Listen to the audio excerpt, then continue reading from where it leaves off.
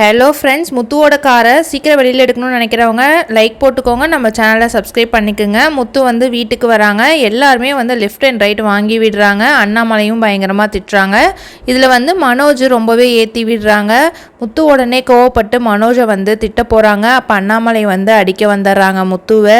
மீனா வந்து வீட்டுக்கு வராங்க. முத்து வந்து மீனா கையை பிடிச்சி, மீனா நான் எந்த தப்பும் பண்ணலை அப்படின்னு சொல்கிறாங்க. இருந்தாலும் மீனா வந்து கை விட்டுட்டு ஒரு மாதிரி வந்து டென்ஷனாக பார்த்துட்டு இருக்கிறாங்க. இதை பார்த்துட்டு ரோஹிணிக்கு வந்து ரொம்பவே சந்தோஷமா இருக்கும். நம்ம விஜயாக்கு வந்து சொல்லவே தேவையில்ல, எப்பயுமே வந்து முத்து மீனாவை தான் சொல்லுவாங்க. இந்த தடவையும் வந்து மீனாவை தான் திட்டுறாங்க. நீங்க இந்த வீட்லயே இருக்கக்கூடாது, வெளியில போங்க அப்படின்னு சொல்றாங்க. ரோஹிணி வந்து மனசுக்குள்ளேயே நம்ம நினைச்சது நிறைவேறிடுச்சு, மீனா வந்து இப்போ முத்து மேல பயங்கர டென்ஷன்ல இருப்பாங்க, கண்டிப்பா வந்து 2 பேரும் பிரிஞ்சிருவாங்கன்னு நினைக்கிறேன் அப்படின்னு நினைச்சிட்டு சந்தோஷப்படுவாங்க.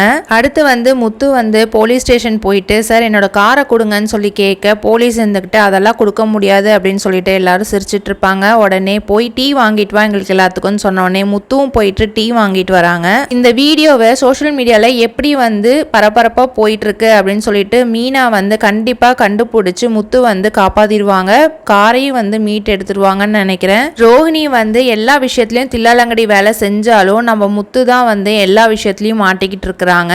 மீனாவும் வந்துட்டு காரை மீட் எடுத்துட்டு உண்மை என்னங்கிறது தெரிஞ்சு கண்டிப்பா வீட்டுல சொல்லிடுவாங்க. ரோஹிணிக்கு வந்து ரொம்பவே டென்ஷன் ஆயிடும் நினைக்கிறேன். அண்ணாமலையும் வந்துட்டு ஃபீல் பண்ண போறாங்க, நம்ம தேவையில்லாம முத்துவை அடிச்சிட்டோம் அப்படின்னு சொல்லிட்டு.